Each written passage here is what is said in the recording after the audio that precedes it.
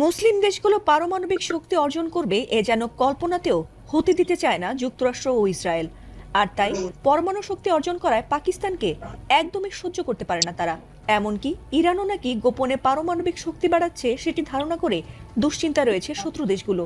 তাই ইরানের পারমাণবিক কেন্দ্রগুলো বরাবরই মাথা ব্যথার কারণ ট্রাম্প নেতানিয়াহু বাহিনীর।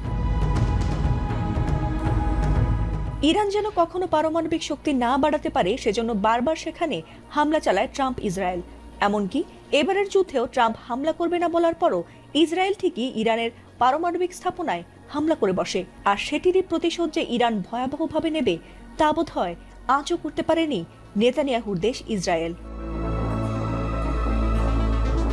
ইরানের নাতাঞ্জ পারমাণবিক স্থাপনায় হামলার কড়া জবাবে এবার ইসরায়েলের দিমোনা পারমাণবিক রিসার্চ সেন্টারে ক্ষেপণাস্ত্র ছুড়েছে ইরানের বিপ্লবী গার্ড বাহিনী। আর তাতে তছনছ হয়ে গেছে সেই অঞ্চল। এমনকি তাতে ইসরায়েলের দক্ষিণাঞ্চলীয় শহর দিমোনা ও আরাদে শতাধিক মানুষ আহত নিহত হয়েছে। আহতদের অনেকের অবস্থা আশঙ্কাজনক।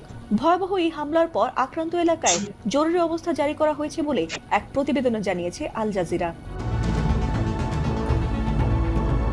ইরানের বিপ্লবী গার্ড বাহিনী আইআরজিসি অবশ্য দাবি করেছে এই হামলায় ইসরায়েলের 2 শতাধিক মানুষের প্রাণহানি হয়েছে।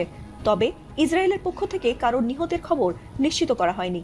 যদিও ইসরায়েলের সামরিক বাহিনী আইডিএফ এর এক মুখপাত্র জানান, হামলার সময় দেশটির আকাশ প্রতিরক্ষা ব্যবস্থা সক্রিয় থাকলেও দিমোনা ও আরাদে এলাকায় তা ঠিকঠাকভাবে কাজ করেনি। ফলে শত শত কেজি ওজনের ওয়ারহেড যুক্ত 2টি ব্যালিস্টিক ক্ষেপণাস্ত্র সরাসরি আঘাত এনেছে।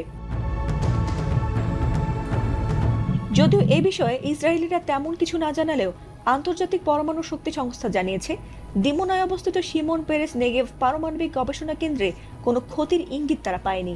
সেই